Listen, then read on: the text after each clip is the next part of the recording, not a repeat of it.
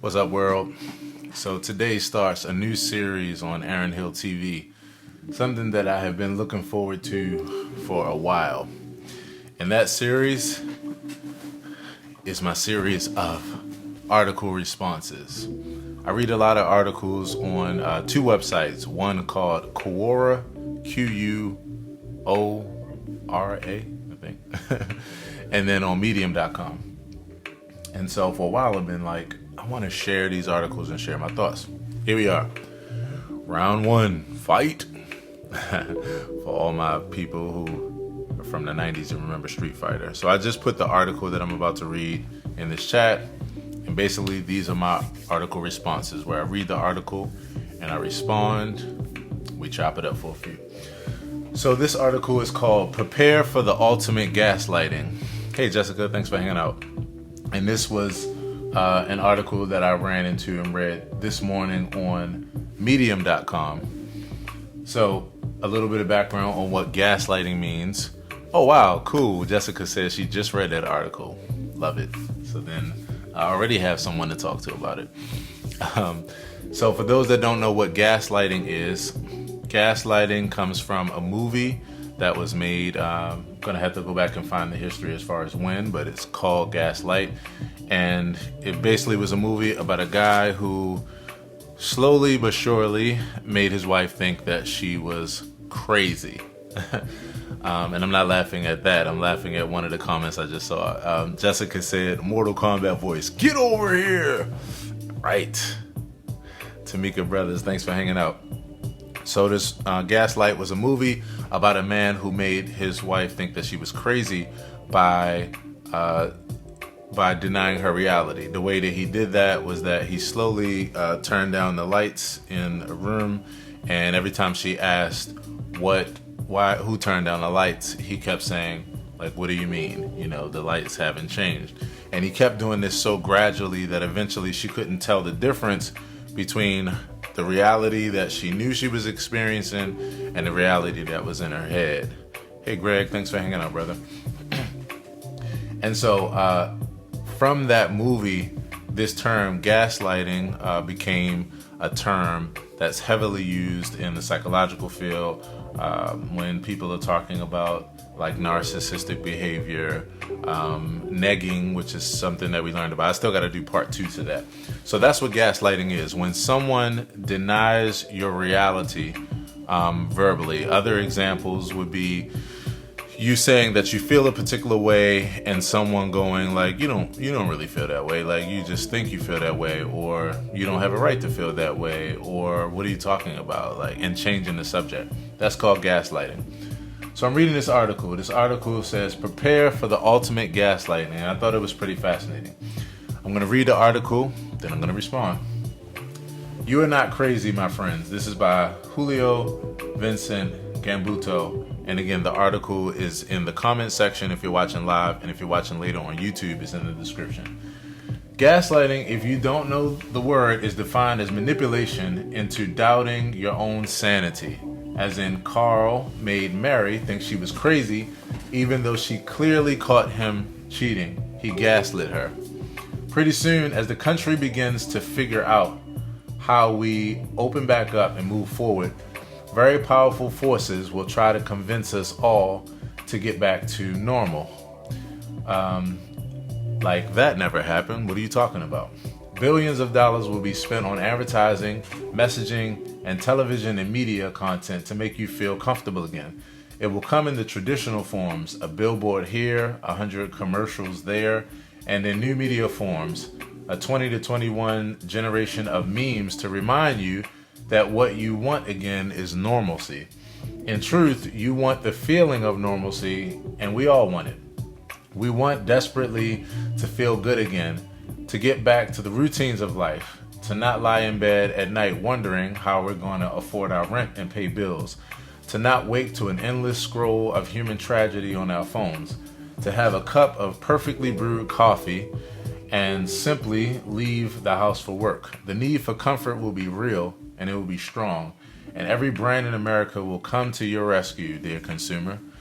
to help take away that darkness and get back to the way it was before the crisis. I urge you to be well aware of what is coming. So far, I actually agree with what he's saying. For the last 100 years, the multi-billion-dollar advertising business has operated basically on this cardinal principle: find the consumer's problem and fix it with your product. When the problem is practical and tactical, the solution is as seen on TV or available at Home Depot. Command strips will save me from having to repaint. So will Mr. Clean's magic eraser. Alpha shelving will get rid of the mess in my closet. The Ring doorbell will let me see who's on the front porch if I can't take my eyes off of Netflix. Hey Jeremy, hey Corey, thanks for hanging out. But when the problem is emotional, the fix becomes a new staple in your life and you become a lifelong loyalist. Coca-Cola makes you happy. A Mercedes makes you successful. Taking your family on a Royal Caribbean cruise makes you special. Smart marketers know how to highlight what brands can do for you to make your life easier, but brilliant marketers know how to rewire your heart. And make no mistake, the heart is what has been most traumatized this last month. I can definitely agree with that. We are, as a society, now vulnerable in a whole new way. What the trauma has now shown us, though, cannot be unseen. A careless Los Angeles has clear blue skies as pollution has simply stopped. In a quiet New York, you can hear the birds chirp in the middle of Madison Avenue. Coyotes have been spotted on the Golden Gate Bridge.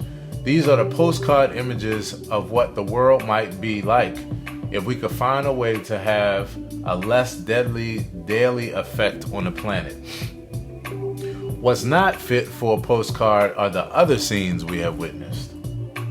A healthcare system that cannot provide basic protective equipment for its frontline, small businesses and very large ones that do not have enough cash to pay their rent, or workers sending over 16 million people to seek unemployment benefits. A government that has so severely damaged the credibility of our media that 300 million people do not know who to listen to for their basic facts that can save their lives. The cat is out of the bag. We as a nation have deeply disturbing problems. You're right, that's not news. They are problems we ignore every day, not because we're terrible people or because we don't care about fixing them, but because we don't have time. Sorry, we have other shit to do. The plain truth is that no matter our ethnicity, religion, gender, political party, the list goes on, nor even our socioeconomic status, as Americans we share this. We are busy. We're out and about hustling to make our lives work. We have goals to meet and meetings to attend and mortgages to pay, all while the phone is ringing and the laptop is pinging. And when we get home, Crate and Barrel and Louis Vuitton and Andy Cohen make us feel just good enough to keep up the next day and do it all over again. Hey Eric, hey Bruce, thanks for hanging out. Hey Gregory Tarver, thanks for hanging out. It is very easy to close your eyes to a problem when you barely have enough time to close them to sleep. You know, it's funny too, because I had a saying. I just told somebody this yesterday.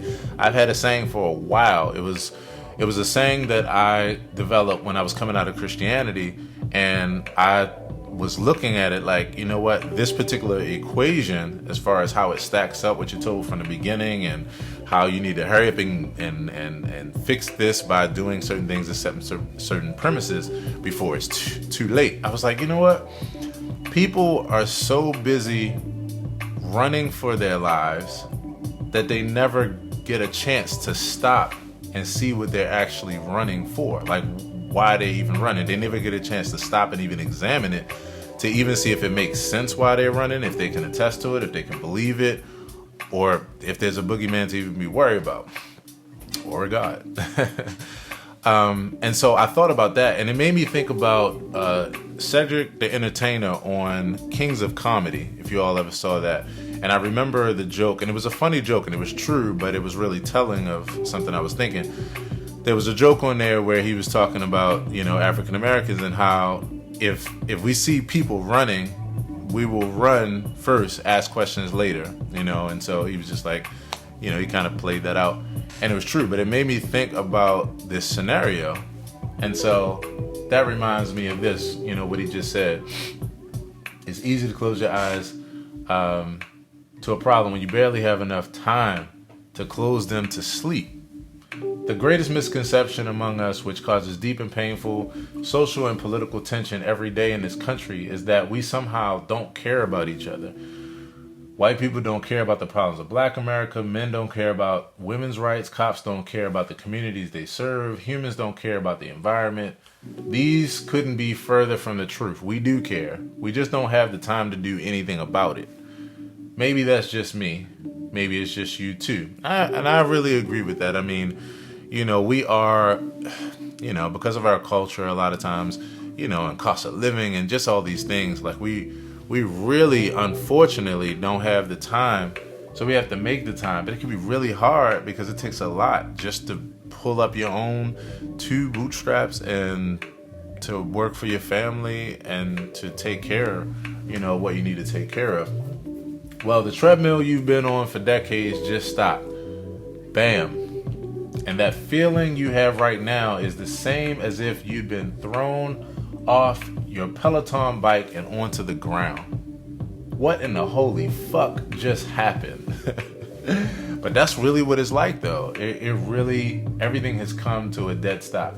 I hope you might consider this. What happened is inexplicably incredible. It's the greatest gift ever unwrapped. So he's looking at it from an optimistic perspective. Not the deaths, not the virus, but the great pause. And he put it in all caps.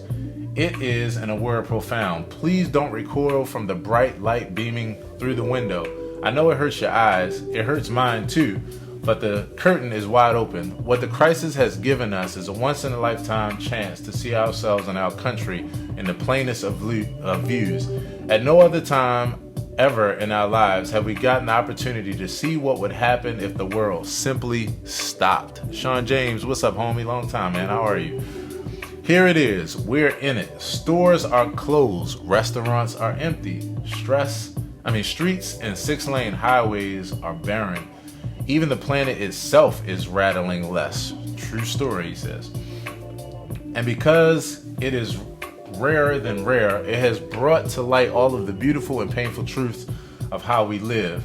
And that feels weird, really weird, because it has never, ever happened before. If we want to create a better country and a better world for our kids, and if we want to make sure we are even sustainable as a nation and as a democracy, we have to pay attention to how we feel right now. I cannot speak for you, but I imagine you feel like I do. Devastated, depressed, and heartbroken. We're almost done. And what a perfect time for Best Buy and H&M and Walmart to help me to feel normal again. If I could just have the new iPhone in my hand, if I could rest my feet on a pillow of new Nikes, if I could drink a venti blonde vanilla latte or sip a Diet Coke, then this very dark feeling would go away. You think I'm kidding? That I'm being cute? That I'm denying the very obvious benefits of having a roaring economy? You're right. Our way of life is not ruinous. The economy is not at its core evil. Brands and their products create millions of jobs. Like people and most anything in life, there are brands that are responsible and ethical, and there are those that are not. I'm glad he said that, because that was the thing I was going to say. Hey, Susan, thanks for hanging out. That was the thing I was going to say. I mean, it's true that in and of themselves, brands and products are not evil, but at the same time, there's a thin line between giving us something that we can really use or helping us with something in life and just crossing the line of advertising something that we don't need or is not good for our health. And, we don't have to take it because we have our own minds, so to speak. But the problem becomes that if you're good at marketing, and I know this because I work in the field of marketing and advertising, and I have for years now, if you're good at it, you can sell water to a whale. You can sell the clothes off of someone's back to them if you're good at it. And you can definitely sell them some bullshit if you make it look right. And if you use, I don't have any around now, but if you use the right colors, See, I don't buy anything like this. I don't have anything to even show you, even trash. But if you use the right reds and yellows together and you trigger the mechanism in the brain that allows you to think that you're hungry when you're not. For those that have never thought about this or ever seen this, just think about it for a second. You know, even if you don't know the reason why, think about the fact that Wendy's, McDonald's, you know, Burger King, all these places, you see red, you see yellow. You see burgers and fries. You see an appetite that all of a sudden you gotta have something to eat. Red Coca-Cola, like, these are things that marketers know. So it's a thin line between like, well, we know that this will work if we do this, and we're taking control of their damn brains. Like, and that's what it is. So even though it's not a force of evil within itself, but still, they know what makes us tick. You know, they have to study it in order to get to it. And there's a certain level of it that's not harmful, but it can get very harmful to us. And if you all have never heard of it, look up the cheeseburger law. I think it's cheeseburger law. I learned about it when I was watching What the Health. If you haven't gotten a chance, watch that movie.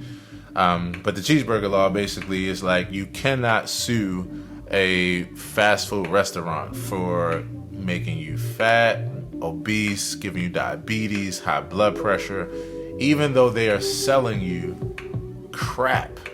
You can't sue them because of the fact they're basically saying, yeah, we're selling you crap, but we're not making you do it. You still don't have to come in here and put your money in our hands. Like, you have a brain, and it's true. That's why this kind of thing is so important, education, because the truth of the matter is there's a thin line between the fact that you have your own brain and you're unknowingly influenced. You're unknowingly under duress. That's what it is. So he says, like people in most of anything in life, there are brands that are responsible and ethical, and there are those that are not. They are all part of a system that keeps us living long and strong sometimes. We have lifted more humans out of poverty through the power of economics than any other civilization in history. Yes, without a doubt, Americanism is a force for good. It is not some villainous plot to wreak havoc and destroy the planet and all our souls along with it. I get it, and I agree. But its flaws have been laid bare for all to see. It doesn't work for everyone. It's responsible for great destruction. It is so unevenly distributed in its benefits that three men own more wealth than 150 million people. Its intentions have been perverted, and the protection it offers has disappeared. In fact, it has been brought to its knees by one pangolin, which I don't know what means. I'm gonna find out what that means in a few seconds as my page loads up. What is a pangolin? This is an animal.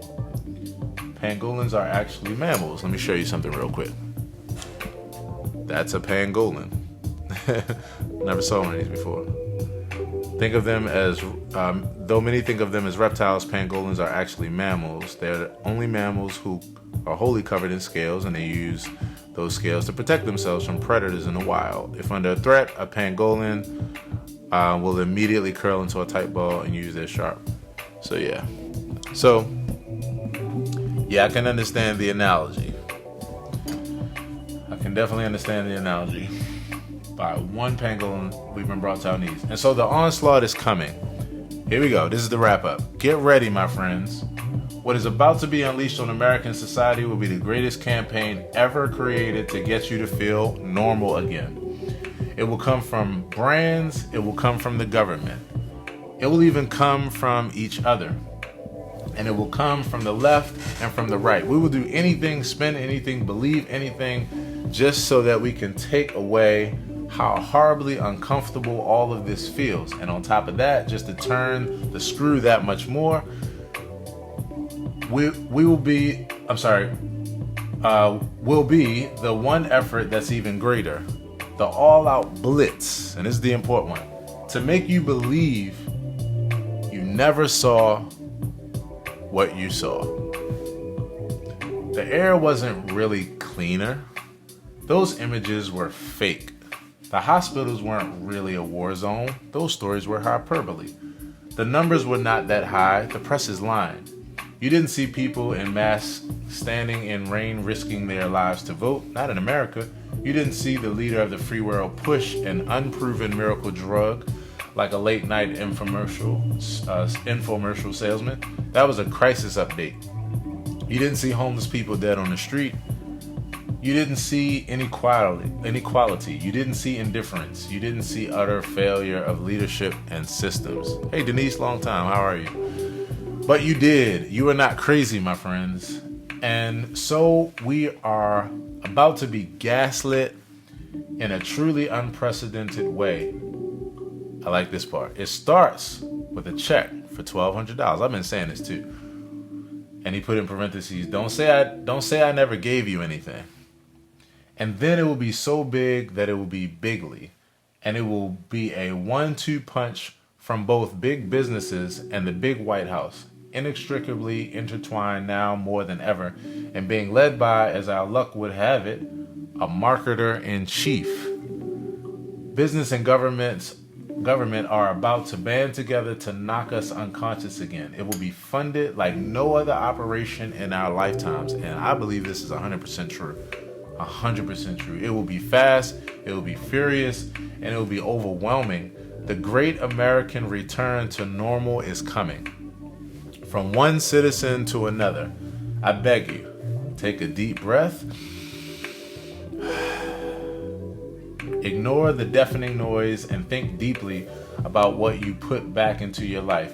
This is our chance to define a new version of normal, a rare and truly sacred, yes, sacred opportunity to get rid of the bullshit and to only bring back what works for us, what makes our lives richer, what makes our kids happier, and what makes us truly proud. We get to Marie Kondo the shit out of it all. Oh, I got it. We get to Marie Kondo the shit out of it all. We care deeply about one another. That is clear. That can be seen in every supportive Facebook post, every meal dropped off for a neighbor, every Zoom birthday party. We are a good people.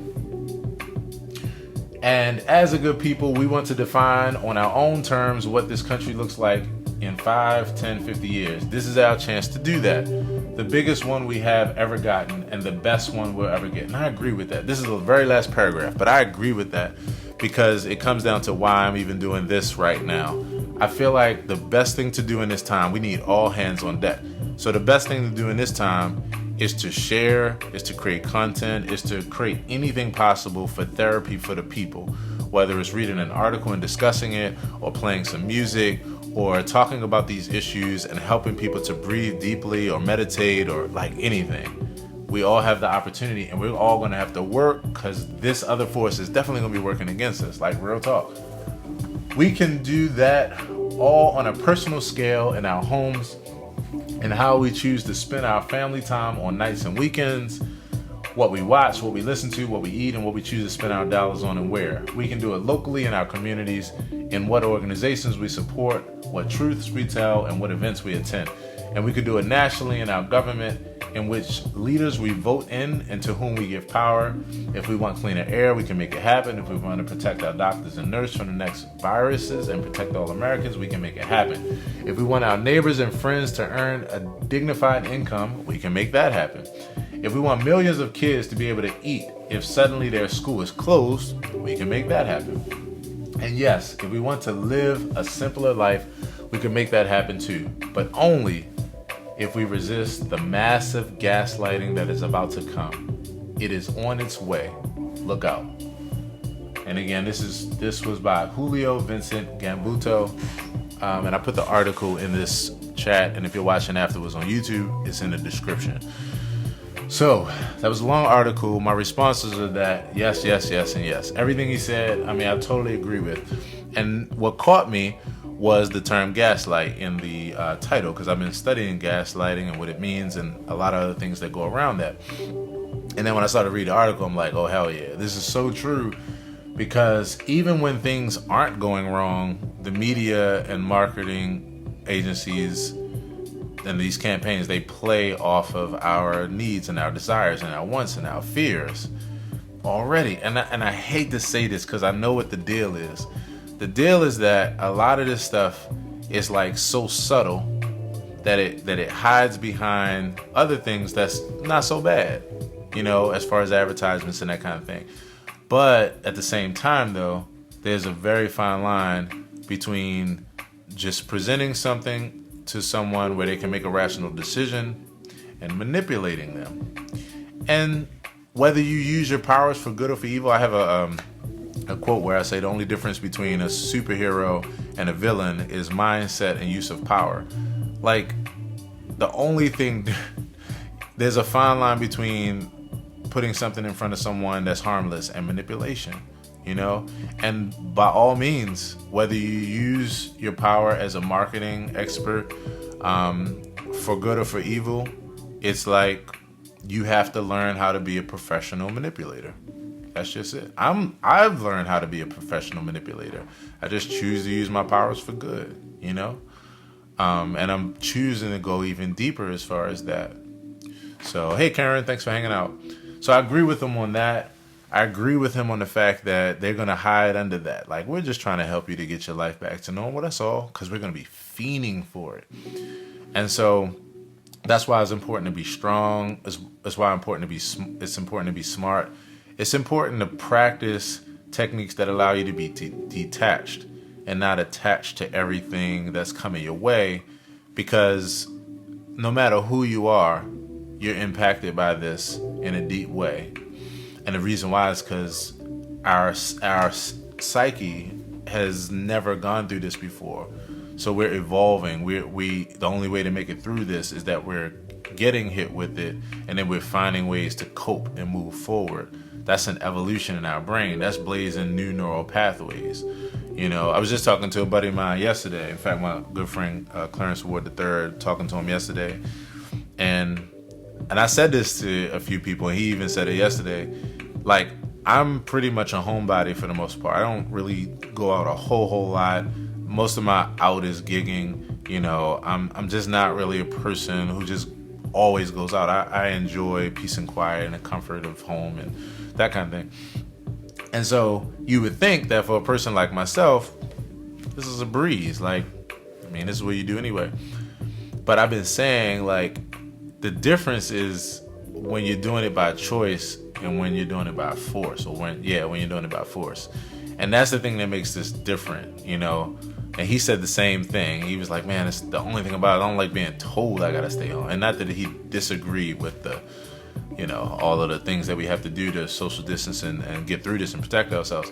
But it was just the thought that that's what changes this whole thing around. So it means that it's tough for even a person who would be, distancing themselves, whether intentionally or not. So all of us are dealing with something with this and understanding what it means to come through this. And the media knows that. So as soon as we get in it, before we even get in the clear, it's just going to be so much stuff coming our way. And we're going to be so easy to buy into it in the form of sex and money and food and gadgets, And so that's why I'm trying to be like just in my own little corner of the world on the front line, so to speak, as far as much content as possible every day about helping people to cope in healthy ways, so that when the unhealthy ways come in front of them and you're presented with it, you already have a mechanism and you have a formula to where it's like, I don't need that. I don't need to feel so anxious or feel like, I have such a void. And so that's how I feel, even when I look around at other people who aren't dealing so well. I really actually agree with this article. I think that he said a lot of things that are right on point, and I thought it was worth sharing. So this is my first article response. I'm going to read some of the comments, chop it up a little bit more, and thank you all for hanging out for my very first article response, episode 1. Jessica says, agree with all of that because the virus barely was news when we were already seeing big companies with commercials about it. Taco Bell, free tacos. Burger King, free kids meals, etc. Yeah, 100%, Jessica, 100%. And they're going to continue to do that. And see, that's one of those things again, because this is what I'm talking about. You just gave me a good way to point it out again. So, free. Hey, we're doing something for you. It's free, but it's fucking Taco Bell. It's Burger King. It's McDonald's. It's the shit that's sending us right back to the hospital. But you can't, it's kind of hard to argue, because it's like, well, you don't have to buy that. But I mean, people are dealing with not even understanding where their next meal is coming from a lot of times, because they lost their jobs. Taco Bell knows that. And again, this is why I'm excited to talk about this, because I can't blame Taco Bell. I can't blame McDonald's. They're in the race just like the rest of us. Like, it's a free country. You get a chance to compete any way you know how to. But at the same time, because they don't really care about health and they care about wealth, it's just like, yeah, it's just what we're talking about, is that subtle form of manipulation. And that's why the most important part is getting stronger here. So thank you so much for that, Jessica. Jessica also says they're already pulling in a lot of that now in the car business, because that's the business my husband is in. And I've seen it and heard what they're saying behind closed doors about getting customers in. Yep. On every side. And some of the things we won't be able to argue about, because we will need these resources. We will need things. We just need to be able to see the subtle manipulation in it, so that we don't go all out and wind up being unbalanced or putting our time and energy in the places where it doesn't need to be. And that's not healthy for us in the long term. Jessica says, I agree with ignoring problems we encounter daily as well. We sweep the dust under the rug a lot. Yeah, we really do. I disagree with that to a point. I feel like we do have the time. We just prioritize differently. People who care and people who don't care are gifted the same time each and every day. 24 hours. Yep, 24 hours a day. What you do with it is another story, and there's no guilt or shame either way. We just need to be honest about it. Yeah, 100%. I mean, somebody told me a long time ago, you make time for what's important to you.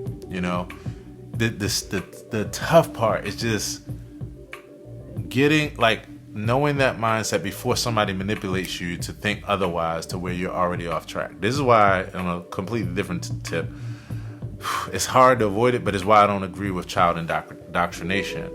I believe in exposure to different beliefs and those kind of things, but indoctrination it catches you it catches you while you're in the process of molding your thoughts. So you don't even get a chance to have an original thought or be exposed to different things and make a choice. Your choice is made for you. So yeah, it's a thin line, y'all. Brian Thomas, thanks for hanging out. If there was ever a time for people to think for themselves and to make that the new normal, it's now. 100%. That's why we got to all be on the front line. That's why I appreciate you, Jessica, for what you're doing. I appreciate myself. I appreciate everybody that's just trying to offer words to help us do this. I know we're sitting here going, where's the free bananas, right?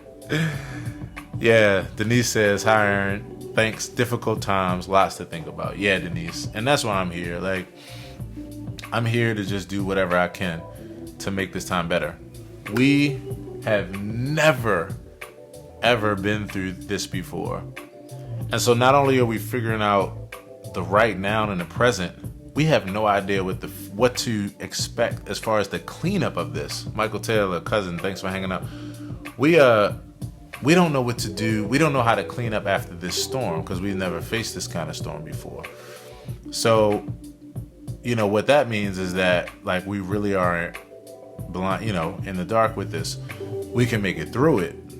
We just have to really get with the program, eliminate our biases. That's the other thing about this, and that's why I put up on my timeline about a week ago, Corona is taking our creativity to new levels. It's evolution.